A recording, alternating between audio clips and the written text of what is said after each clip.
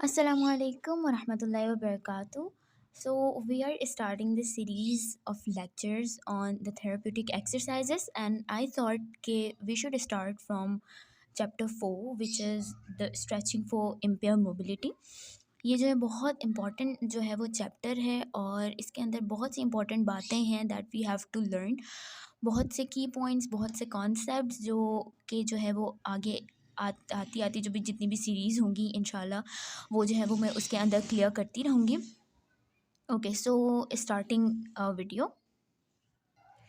अच्छा, अब इस चैप्टर के अंदर जो सबसे पहला और सबसे मेन कॉन्सेप्ट आता है वो है मोबिलिटी का, कि जो है वो हमारे पास मोबिलिटी क्या होती है।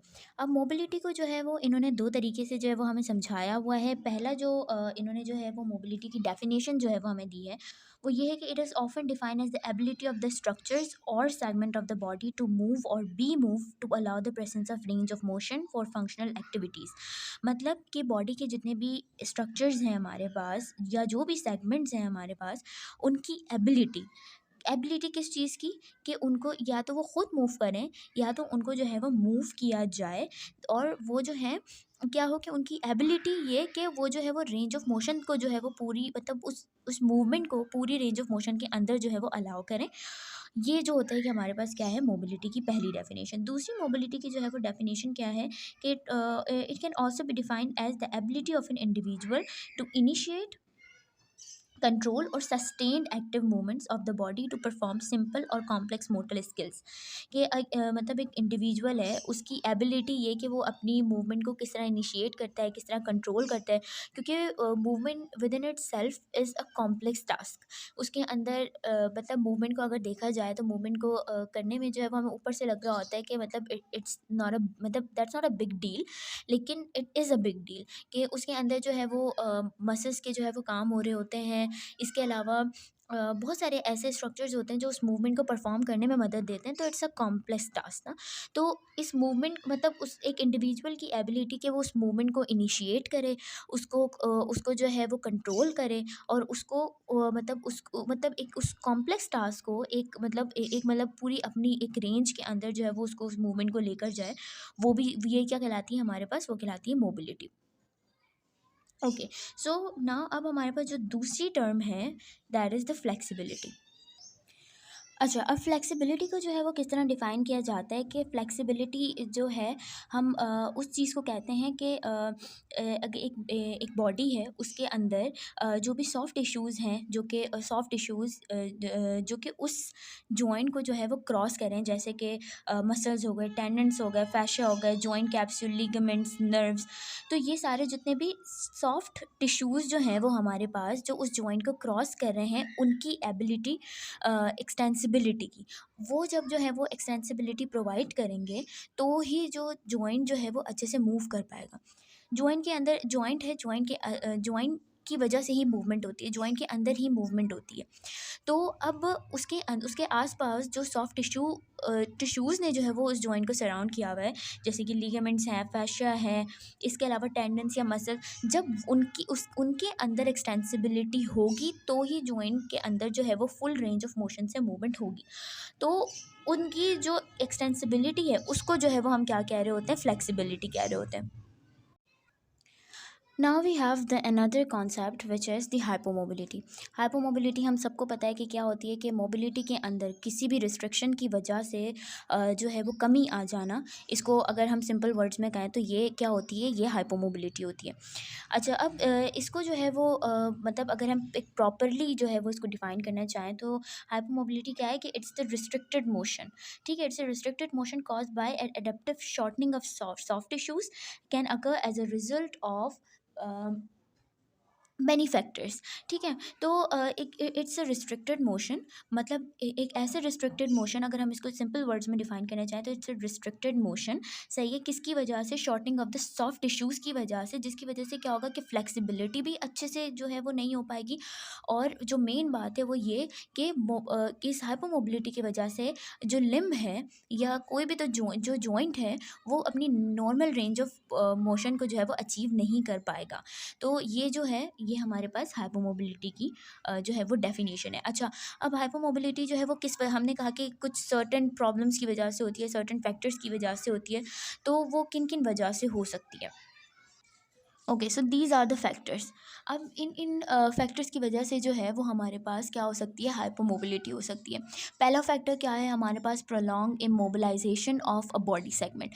मतलब एक कोई बॉडी सेगमेंट है, किसी भी वजह से वो क्या है, वो इमोबिलाइज है काफ़ी अरसे से, तो उसकी वजह से भी क्या होगी, हाइपोमोबिलिटी हो सकती है हमारे पास।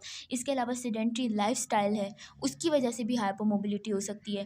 Postural mall alignment and muscle imbalances. Posture mall alignment और मसल इम्बैलेंसेस की वजह से किस तरह जो है वो हाइपोमोबिलिटी हो सकती है कि मतलब नाउ डेज़ हम इस तरह देखते हैं कि जो कंप्यूटर ऑपरेटर्स हैं, या हम जो है वो, या नॉर्मल ज़िंदगी में भी अगर हम बात करें तो अपने लाइफ स्टाइल्स में हम एक ऐसा जो है वो पोस्चर जो है वो मतलब अडेप्ट कर लेते हैं जो कि नॉर्मल पोस्चर जो हमारा होना चाहिए उससे बिल्कुल हटकर होता है। और मतलब उसी को हम कहते हैं कि दैट्स एब नॉर्मल पोस्चर। इसकी मिसाल के अगर हम जो है वो कंप्यूटर यूज़ करें या लैपटॉप यूज़ करें तो अपनी नेक को बहुत आगे प्रोट्रूड कर कर बैठे होते हैं, विच इज़ रॉन्ग। ये हमारे नॉर्मल पोस्चर में नहीं आता।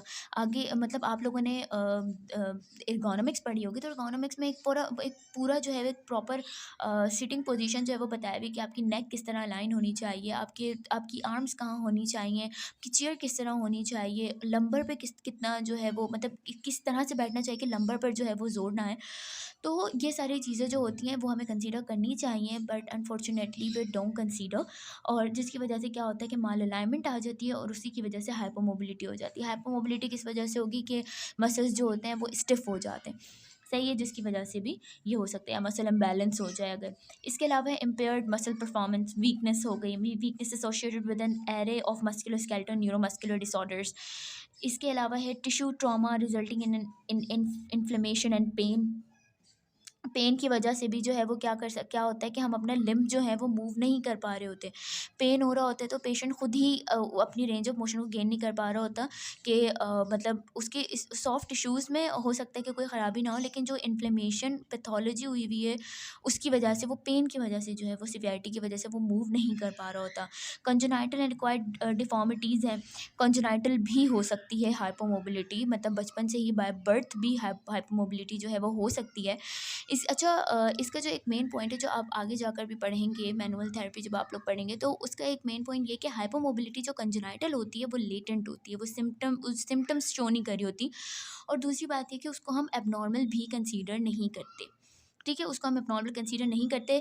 एबनॉर्मल हम उस जो है वो कंडीशन में उसको जो है वो कंसीडर करते हैं जब हमें हाइपोमोबिलिटी मिल रही हो, उसकी एंड फील हमें बहुत हार्ड मिल रही हो।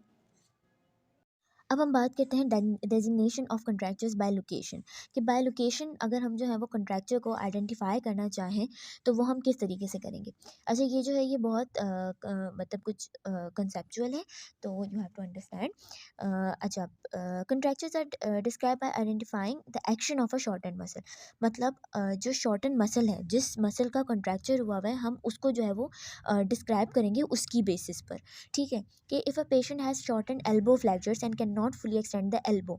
मतलब पेशेंट का जो है वो क्या हुआ है, एल्बो फ्लेक्सर शॉर्टेंड हो गए, उसके अंदर कंट्रैक्चर आ गया, तो वो क्या हो गया कि they can not fully extend the elbow. तो क्या होगा कि एल्बो जो है वो फुली एक्सटेंड नहीं हो पाएगी। अच्छा, ये जो है वो कॉन्सेप्ट समझने वाली बात है जो आगे भी बहुत काम आएगा।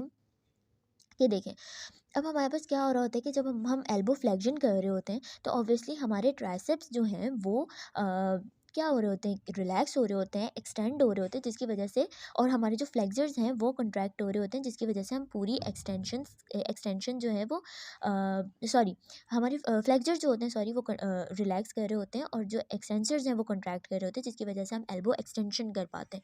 इसी इसी तरह अगर हम एल्बो फ्लेक्शन करना चाहें तो हमारे जो एक्सटेंसर्स हैं वो जो है वो फुली रिलैक्स करते हैं, ठीक है, और हमारे फ्लेक्सर्स जो हैं वो कंट्रैक्ट करते हैं, जिसकी वजह से हमारी एल्बो फ्लेक्शन हो रही होती है। तो इसके अंदर दोनों का ही रोल है, हमारे बाइसेप्स का भी, वो सॉरी, हमारी जो है वो फ्लेक्सर्स का भी, जो कि ऑब्वियसली बाइसेप्स है, और जो हमारे एक्सटेंसर्स हैं उनका भी, जो ट्राइसेप्स है। ठीक है, तो इन सब का रोल आता है। तो अब अगर जो है वो हमारे पास एल्बो के पेशेंट के जो शॉर्टेन एल्बो फ्लेक्सर्स हो गए होंगे, अगर इनके अंदर समझ लें कॉन्ट्रैक्चर बन गया है, देखिए ये छोटे हो गए, ये स्टिफ हो गए, ठीक है। तो जब हम एल्बो को एक्सटेंड करना चाहेंगे तो यहाँ से क्या होगा, ये खींचने लगेंगे और ऑब्वियसली उनमें कॉन्ट्रैक्चर बना हुआ है तो वो full range of mobility provide नहीं करेंगे, जिसकी वजह से एक्सटेंशन में मसला आएगा, ठीक है। तो हम उसके जो है वो उस फ्रैक्चर को क्या कह देंगे, एल्बो फ्लेक्शन कंट्रैक्चर, क्योंकि कहाँ पर शॉर्टेंड हुए में मसल फ्लेक्शन, मतलब फ्लेक्सर जो है वो शॉर्टेंड हुए में, तो और इसके अलावा जो है वो, इसके अलावा फिर हम उसको क्या कह देंगे कि एल्बो फ्लेक्शन कॉन्ट्रैक्चर आया हुआ है, ठीक है। इसके अलावा when a patient can not fully abduct the leg, सही है, अगर लेग है पेशेंट का वो एबिडक्ट नहीं कर पा रहा, ठीक है। एबिडक्ट नहीं कर पा, मतलब उसके जो सॉरी उसका जो पेशेंट का जो वो फुली एबिडक्ट नहीं कर पा रहा लेग को, क्यों नहीं कर पा रहा, क्योंकि उसके एडक्टर शॉर्ट है। इसको मैं इस तरह समझाने की कोशिश करती हूँ, for example these are the legs, ठीक है। इसको अभी इसी से काम चलाते हैं कि ये लेग्स हैं, ठीक है। अब ये क्या है कि ये हमारे पास अंदर जो होते हैं वो एडक्टर्स होते हैं और बाहर जो होते हैं वो में एबिडक्टर्स होते हैं। अब क्या हुआ है यहाँ पर कॉन्ट्रैक्चर किसका आ रहा है, said to have an adduction contracture of the hip, shortened adductors है, मतलब ये जो है ये shortened है।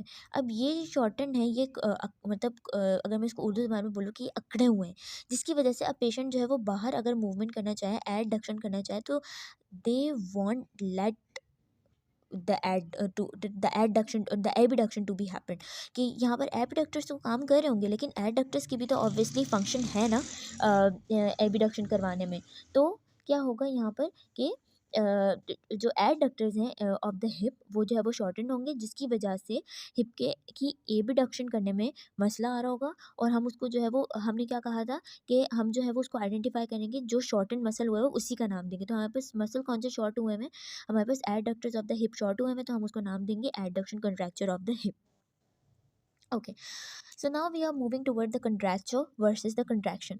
अब ये क्या होता है, the term contracture and the contraction, the process of the tension developing in a muscle during the shortening और the lengthening are not synonymous and should not be use interchangeably. Contraction एक other word है, एक अलग word है जिसके अंदर muscle shortening और lengthening हो रही है, जिसके अंदर जो है एक अलग से प्रोसीजर हो रहा है जो हमने मसल कंट्रैक्शन का पढ़ा है। और कंट्रैक्चर ये है कि एक मसल जो है वो एक एडेप्टिव शॉर्टनिंग हो गई उसकी वजह से, एक मतलब सस्टेन कंट्रैक्शन में चला गया। कंट्रैक्चर और कंट्रैक्शन दो अलग अलग चीज़ें हैं। ओके, सो अब जो है वो मेन टॉपिक आता है which is the types of contracture. अब हमारे पास चार टाइप के जो है वो कंट्रैक्चर्स होते हैं। सबसे पहले हमारे पास मायोस्टेटिक कंट्रैक्चर आता है, सही है, सीडो मायोस्टेटिक कंट्रैक्चर आता है, आर्थ्रोजेनिक और पेरी आर्टिकुलर कंट्रैक्चर आता है, और फिब्रोटिक कंट्रैक्चर एंड इरिवर्सिबल कंट्रैक्चर आता है। अब ये क्या है हमारे पास कि मायोस्टेटिक कंट्रैक्चर क्या होता है।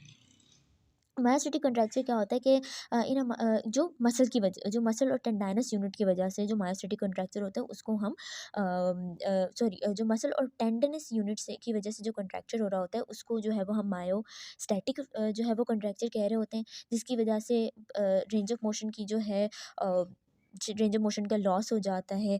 और इसके अलावा यहाँ पर जो है वो क्या हो रहा होता है, लेकिन एक मेन पॉइंट ये कि यहाँ पर कोई स्पेसिफिक मसल पैथोलॉजी प्रेजेंट नहीं होती। इसको हम पढ़ लेते हैं कि इन अ मायोस्टेटिक myogenic contracture, although the muscular tendinous unit has adaptively shortened and there is a significant loss of range of motion, there is no specific muscle pathology present. From a morphological perspective, although there may be a reduction in the number of sarcomeres, मतलब कोई pathology नहीं है, किसी भी वजह से जैसे sarcomere में रिडक्शन हो गई है तो उसकी वजह से हो सकता है। इसके अलावा है मतलब नंबर ऑफ सार्कोमेयर रिडक्ट हो गए, लेकिन लेंथ ऑफ सार्कोमेयर जो है वो डिक्रीज़ नहीं हुई है। There is no decrease in the individual sarcomere length, सिर्फ नंबर ऑफ सार्कोमेयर क्या हुए यहाँ पर शॉर्टेंड हुए, कम हुए।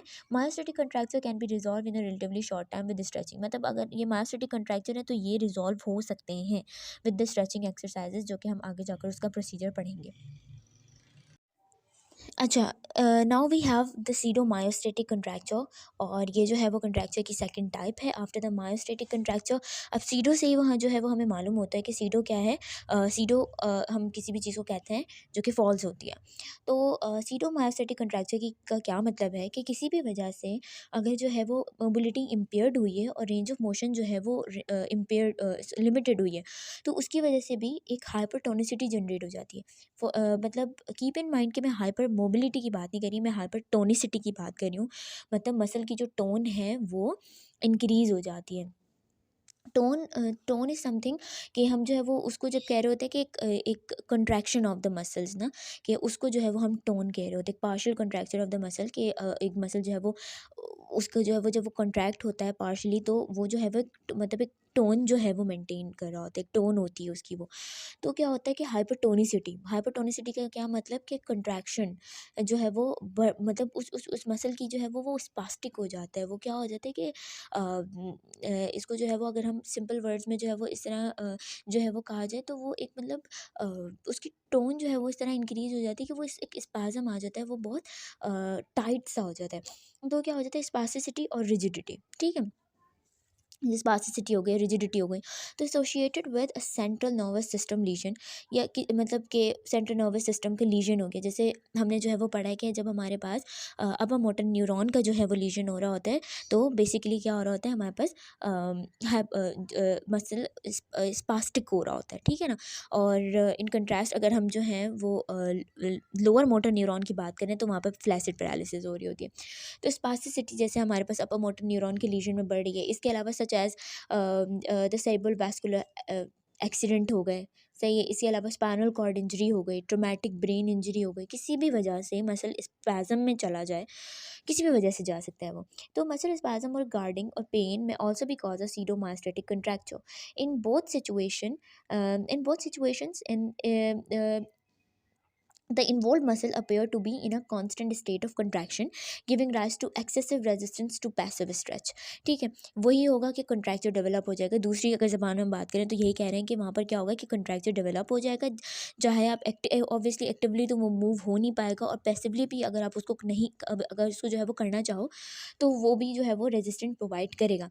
तो अगर हम इसको सीडो मायोस्टेटिक क्यों कह रहे थे, क्योंकि मायोस्टेटिक में हमने देखा था कि मतलब जितनी भी चेंजेस आ रही थी वो मसल्स के अंदर आ रही थी, कि उसके अंदर सार्कोमियर की मतलब सार्कोमियर का जो नंबर था वो डिक्रीज़ हो रहा था, जिसकी वजह से हमारे पास कंट्रैक्चर बन रहा था। इन कंट्रास्ट अगर हम सीडोमायोस्टेटिक कंट्रैक्चर की बात करें, तो सीडोमायोस्टेटिक ये है कि मसल में तो कंट्रैक्चर बन रहा है, लेकिन मसल के अलावा और कोई वजूहत है कि वो सेंट्रल नर्वस सिस्टम के लीजन से बन रहा है, ठीक है।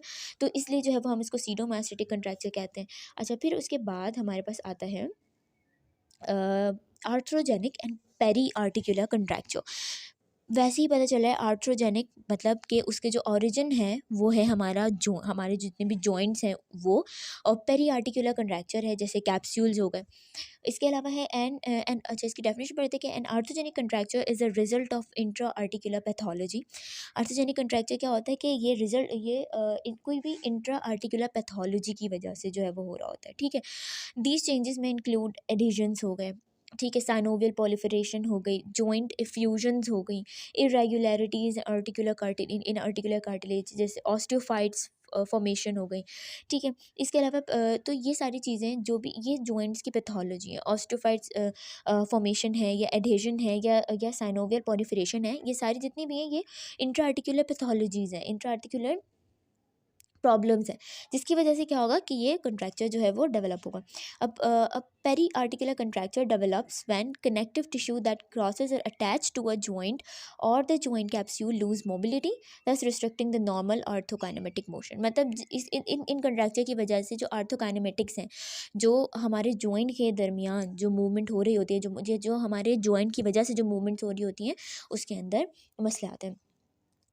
अच्छा, फिर उसके बाद हमारे पास फिब्रोटिक कंट्रैक्चर आता है और इरिवर्सिबल कंट्रैक्चर आता है। अब फिब्रोटिक कंट्रैक्चर जो होता है ना, वो ये एक ऐसा जो है वो कंट्रैक्चर होता है, जैसे हमने मायोस्टेटिक की बात की, ठीक है, जो हमारे पास स्ट्रेचिंग से रिजॉल्व हो जाता है, ठीक है। लेकिन फिब्रोटिक या इसके अलावा फॉर एग्जांपल, हाँ, अगर हम आर्थोजेनिक कंट्रैक्चर्स की बात करें, तो वो भी किसी हद तक ठीक कर सकते हैं हम, ठीक है ना। एडहेजन्स हुई हुई हैं अगर, वो बहुत सारी टेक्निक्स हैं that we have to use, तो वो ठीक हो जाएगा। इसके अलावा जैसे सीडो मायोस्टेटिक कंट्रैक्चर्स है, तो वो भी हम स्पास्टिसिटी और रिजिडिटी को भी हम किस हद तक ठीक कर सकते हैं। लेकिन जब बात आती है हमारे पास फिब्रोटिक कंट्रैक्चर की, ये जो होते हैं हमारे पास इरिवर्सिबल होते हैं।